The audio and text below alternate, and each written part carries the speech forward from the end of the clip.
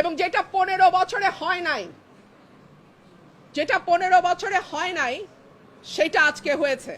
Almost আমার গায়ে ধাক্কা দিয়ে আমাকে ফেলে দেওয়ার চেষ্টা হয়েছে। যেই বিএনপির নেতা কর্মীদের জন্য গত 15 বছর লড়াই করলাম, তারা আমাকে এখন ধাক্কা দেয়। তো ঠিক আছে, ধাক্কার বদলে তো ধাক্কা আসবেই, তাই না? সেটাই হয়েছে। পাঞ্জাবি পরে একজন ধাক্কা দিয়েছেন, তারপরে আমার লোক তো বসে থাকবেন, আমি তো একজন মহিলা। এবং পরে যখন আমার লোকজনকে মারধর করেছে, আমার লোকজনকে জবাব দিয়েছে। আমি যেহেতু একজন আইনজীবী, আমি মনে করেছি আমার কেস আমি নিজেই প্রেজেন্ট করব।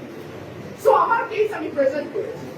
আমি আশা করেছিলাম নির্বাচন কমিশনের সম্মানের দিকে তাকিয়ে ব্রাহ্মণবাড়িয়া 3-এ যারা আছে তারা গুন্ডা পান্ডা নিয়ে ঢুকবে না নির্বাচন কমিশনে।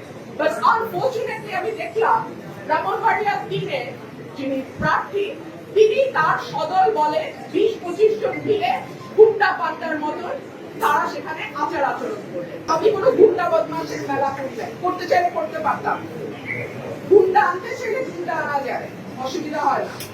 আমি ভদ্রলোক নিয়ে এসে, ভদ্রলোক আসবেন কমিশনে এসে শুনানি করবেন, রায় হবে, যেটা রায় হবে। কিন্তু তারা কিন্তু গুন্ডা পান্ডা নিয়ে এসছে এবং আবল তাবল বকছে, কথা বলেই গেছে। আমি লাস্টে একটা কথা বলার জন্য দাঁড়িয়েছি, এবং যেটা 15 বছরে হয় নাই, যেটা 15 বছরে হয় নাই সেটা আজকে হয়েছে।